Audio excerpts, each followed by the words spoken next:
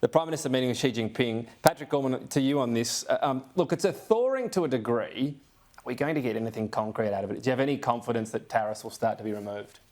Well, what was important with this meeting was that we always believe that dialogue is a preference to no dialogue.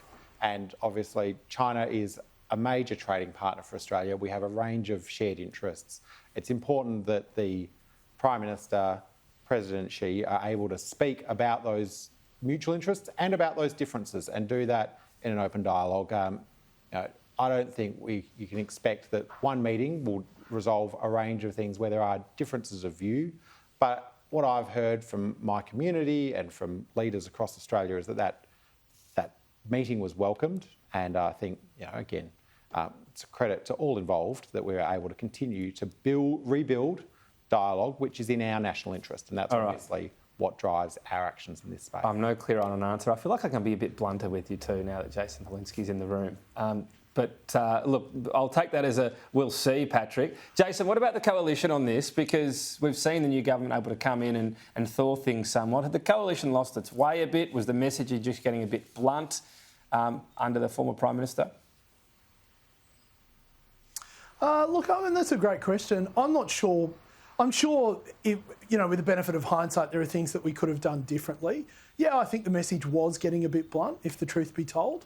But I think a lot of good things came out of that message. And I'm sure Patrick, when the cameras are turned off, would concede that any relationship Australia has with China is going to be difficult because our values are somewhat not aligned.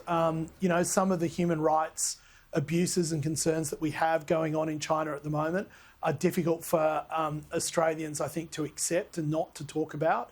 But the Chinese don't want to talk about those things. And ultimately, I'm not sure that it's good for Australia to have a trading partner that represents 44% of its exports, whereas they now represent a safer 21%. So the diversification that's what does that mean? over Keep the tariffs years, up? I think is healthy.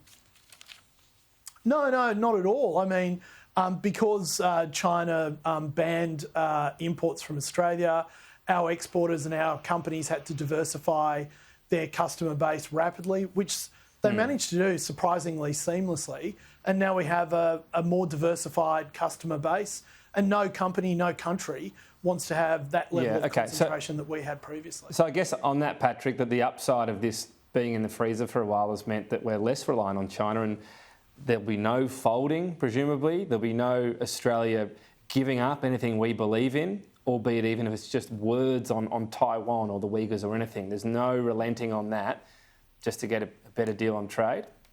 Well, the Prime Minister said very clearly that Australia's strategic interests haven't changed, our national interest hasn't changed, and we will continue to advocate for Australia's interests as strongly as any government in history, whether it be with China or with any other nation.